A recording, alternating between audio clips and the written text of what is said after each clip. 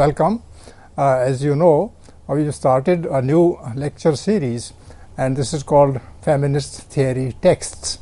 And already you heard 2 lectures or 4 lectures, depending on the parts that we have divided it into. And our plan is to present to you for consideration and for understanding the importance of ideas in theory. And one of the viewers on YouTube commented on this, and in fact he asked me directly there that we should be doing literary theory. And I tell him, and I also explain to all of us, that we are of course dealing with literary theory, but this time literary theory is inherent in the feminist theory. So you cannot separate the two, and if one is aware of the feminist concerns in life and literature, one is specially equipped to communicate to a wider audience. With this understanding, we have already covered Wollstonecraft and another 18th century theory text by Nupur Chawla. And today we have with us Professor Payal Nagpal, who teaches English literature in JDM College, Delhi University, and she'll be talking about the theory as it shaped in the 19th century under certain pressures. Now let me once again say that we are here dealing with texts. So Professor Payal Nagpal has been requested to focus upon one text or at the most 2 texts and pick up ideas from there and explain those ideas. This is a new concept. Most of us generally talk about trends, we talk about writers, we talk about social pressures, but here we will be purely talking about the ideas that emanated from specific writers and thinkers in different parts of history, starting from a late 18th century. So without further ado, I request Professor Payal Nagpal to present the ideas that were there in the 19th century and how those ideas relate to us today, how those ideas relate to feminism and literary writing. So Professor Payal Nagpal, please begin. Thank you, Professor Prakash, and you absolutely put it so aptly that this is a new idea, and we will be focusing on the feminist texts, and it is a reading and understanding of these feminist texts will help us understand the way in which feminist theory evolved, and to be able to historically understand its evolution, to be able to make sense of the current feminist trends as well. So today we'll be looking at certain 19th century feminist texts, and when we look at the 19th century feminist texts, and we look at some trends in the 19th century, I think there are 2 broad concerns. One is to do with the position of women in society, especially vis-a-vis the institution of marriage, and the second is of course the whole idea of the right to vote. So in today's lecture we will be dealing with the first aspect of the way in which the position of women in society has been taken up and discussed at length in texts written by women, and because they make a cutting edge, totally important point about women's position in society, they challenge the norms that exist, and so we call them feminist texts. So the 3 texts that we'll be looking at are by 3 different women. One is Harriet Taylor Mill, one is Caroline Norton, and Harriet Martineau. So Harriet Taylor Mill, if you look at her years, she lived from 1807 to about 1858, and as you can see by her name itself, so she was initially married to John Taylor, and then she of course had a very long-standing friendship and a relationship with John Stuart Mill, and finally she married John Stuart Mill. So again she was the daughter of a surgeon, Thomas Hardy, and after these 2 marriages, it's important to understand that a lot of works that have been written by John Stuart Mill, we give credit to John Stuart Mill for it. However, when you actually read Harriet Taylor Mill's writings, one will understand that a lot of it is actually collaborative work, and a lot of it is work that they had done together. So they published a lot of articles and public letters on domestic cruelty and justice around 1846, and specifically, when we talk about Harriet Taylor Mill, three documents that are extremely important, and we'll be discussing one today. One is, of course, on marriage, and she had a kind of dialogue also with John Stuart Mill on this topic. And of course, she wrote Women's Rights and the very famous The Enfranchisement of Women. So today we will be discussing on marriage, and this was written somewhere around 1832 to 1833. There is a complete tract on marriage that is available, and there are fragments on this topic by Harriet Mill that are available. So, and if you look at the one thing, actually, the common thread, really speaking, that runs through the writings of these three women is vis-a-vis the institution of marriage. And there is a great realization that marriage is, as an institution, is absolutely anti-women. And the existing laws, the legalities, are again absolutely against women. They do not forget about favoring women. They do not speak about the woman at all. They do not speak to or about the woman at all. So if you look at the first tract on marriage by Harriet Taylor Mill, as certain it is, she says, that there is equality in nothing. So she says that by now one realizes that there is equality in nothing. All the pleasures such as there are being men's, and all the disagreeable and pains being women's. So she says that the pleasure is all there for the men, whereas whatever is disagreeable, whatever is painful, is attributed to the women. As that every pleasure would be infinitely heightened both in kind and degree by the perfect equality of the sexes. She says, however, if one looks at the equality of the sexes, then pleasure would be infinitely heightened. So, just by this one quote from On Marriage, it's very clear that in the 19th century, one of the strongest institutions that, of course, if we look at the 19th century novel written by women, the discomfort is there as well. But the endings of most of these novels, indicates marriage. One of the reasons for that was because in the 19th century, there seemed to be, and I say there seemed to be no possibility of stepping outside of marriage.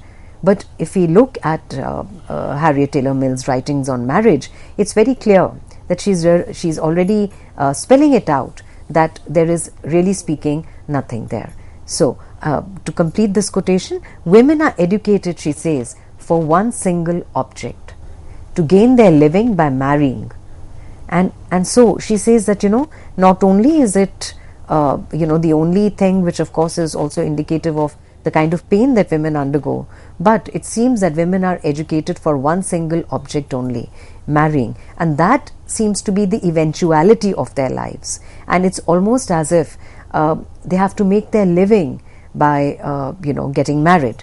So I'd request Professor Prakash to share his views on this topic. Very interesting, significant. That women get education in order to get married. So education in the 19th century in England is a kind of qualification, is a kind of eligibility for a woman to get married. And what would they get from education? My guess is that education in the 19th century means production of culture. So a cultured woman would definitely add to the pleasure and to the value of marriage from the point of view of the male who would be the husband, and therefore she would be an object, as you rightly use that word and quote it from Harriet. And I believe that in that sense, marriage is highly exploitative of the woman's creativity, because creativity in fact is blocked both by education and by marriage. And if that is the case, then it's high time, even in the 19th century, to think critically of marriage in order to reject it. And the point that you make regarding the ending of the novels and ending of the works there, that is self-explanatory. Women have nowhere else to go. They can't sustain themselves independently, and therefore they have to make do with whatever is available in life. But otherwise, the understanding of women writers in the 19th century England is that marriage is a kind of a blocking of her creativity, of the woman's creativity, and that the sooner it disappears from the social scene, the better. So this is my view, and yes.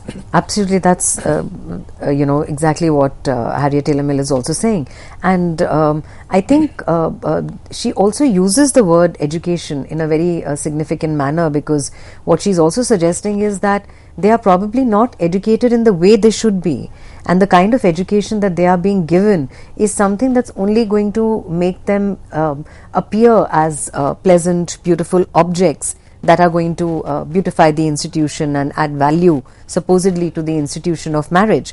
But when it comes to their own lives, of course it is meant to take away any value at all that they possess. So she says to be married is the object of their existence, and that object being gained, they do really cease to exist as to anything worth calling life or any useful purpose. One observes very few marriages where there is any real sympathy or enjoyment of companionship parties. So I think here there are two things that are very important. First of all, that the object of their existence, that if women exist, they exist to get married, and this they have to do, because if they don't do this, then they cease to exist as to anything worth calling life. A woman who is not married is considered to be a non-entity, and her existence in a sense is not ratified. So Harriet Mill realizes that in the 19th century that women's existence is ratified through the institution of marriage, and she says that that is a very, very problematic connection, because what is marriage supposed to be? She says it is supposed to provide that infinite happiness, enjoyment of companionship parties. So the word companionship is the second aspect here. And if there is supposed to be an institution called marriage, then it is not supposed to be hierarchical. It is supposed to be a companionship between two people. Whereas Harriet Mill realizes that that is absolutely not the case. And she elaborates this further when she says, the woman knows what her power is and gains by it what she has been taught to consider proper to her state. The woman who would gain power by such means is unfit for power. And still they do use the power for paltry advantages, and I am astonished, she says, it has never occurred to them to gain some large purpose, but their minds are degraded by habits of dependence.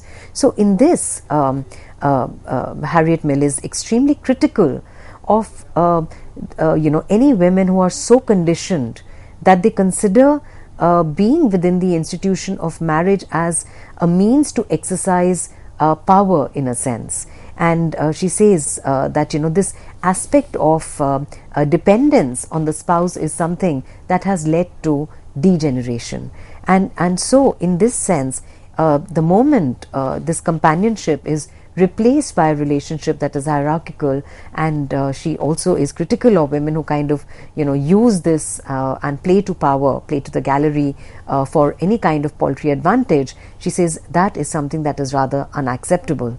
And so she says that at times girls enter into what is called a contract, but they are perfectly ignorant of the conditions of it.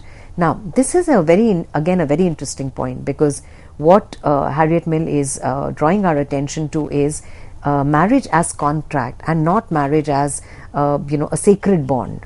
So the moment we use the word contract, it is also a kind of willful entering into that contract, which requires the consent of both parties, whereas in the case of women, it's primarily considered to be an eventuality, something that they have to do as a living, as she has already said.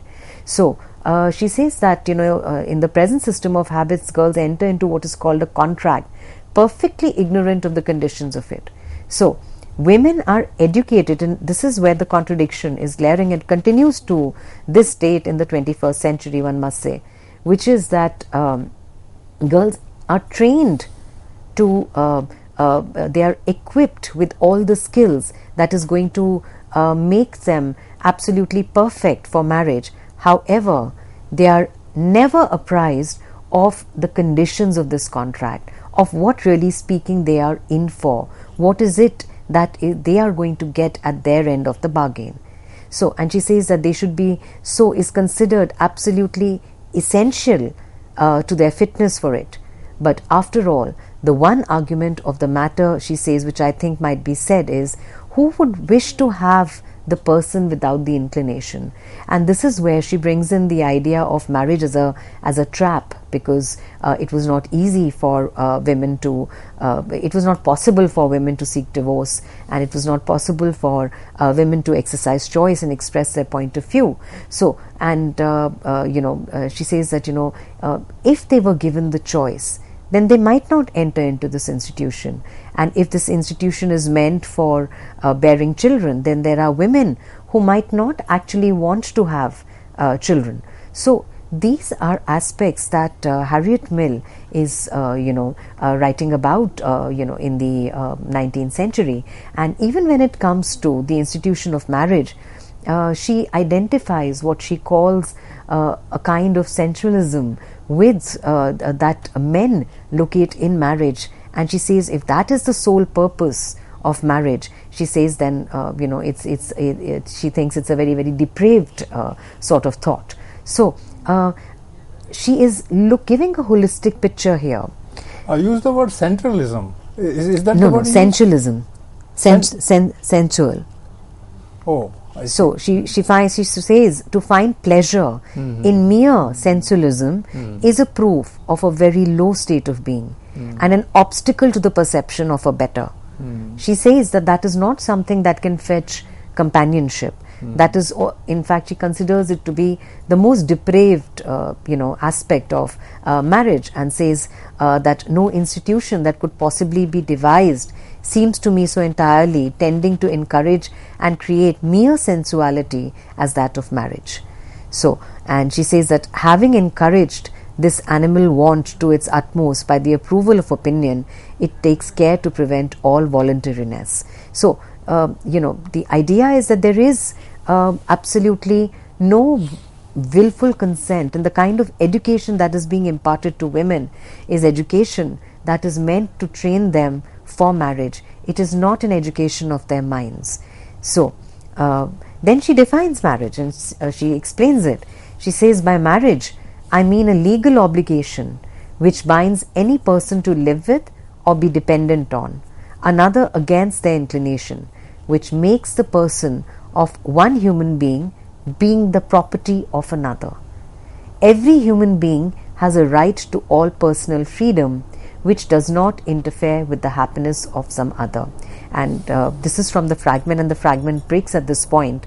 And so she says that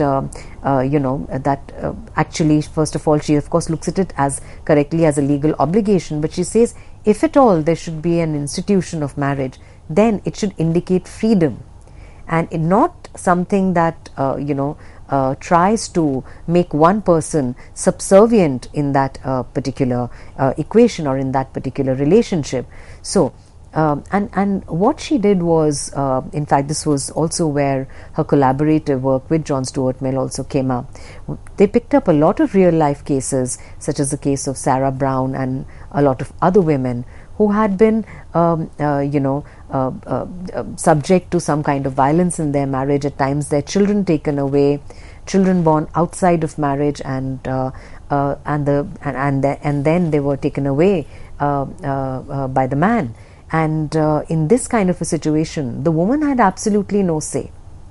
And the idea of she makes a dig at this idea of being a gentleman, and is very, very critical of it for that reason. So this is one of the I think the series of articles that Harriet Mill and John Stuart Mill had written together on the idea of marriage and its outcomes, really speaking, in real life. I think the theoretical and the real aspects in society kind of are really speaking bound together, and they must be also read together for that reason.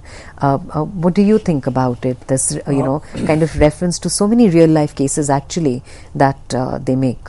Well, the central concepts that you explain in your discussion emanate from the social structures. For instance, the contract. Now, contract is not between two individuals but two citizens, and those citizens have at one end the family and at the other end the society, and the contract is sanctified by the social structure completely. And the second thing that you mention is legality, the legal right. So legalism also is essentially connected with the society in which people live. So in a way, the thinker in this particular case is opening up the scope of marriage from an individual kind of arrangement headed by the husband into an arrangement that the society as a whole needs, and which means that the man and the woman, the husband and the wife, are not supposed to look towards marriage and then companionship alone, but they should at the same time think about their role together or individually vis-a-vis society. And this is where I think she gets very vitally connected with the pioneer called Wollstonecraft, who said that unless the woman is assigned a social role, then the role of creating happiness or sweet companionship within the household, unless that happens, the woman is not going to be free or equal in society. So these writers are aware, and in the 19th century, that they are becoming further concerned about the fate of the woman who is totally bound by marriage. So this is what I say.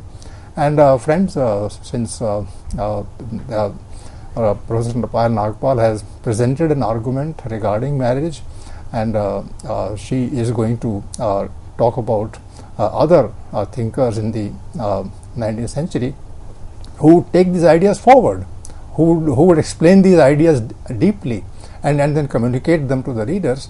So 19th century is going to be greatly benefited by the contributions of these women thinkers, and we look forward to the next two important thinkers of the 19th century in the second part of the discussion. Thank you.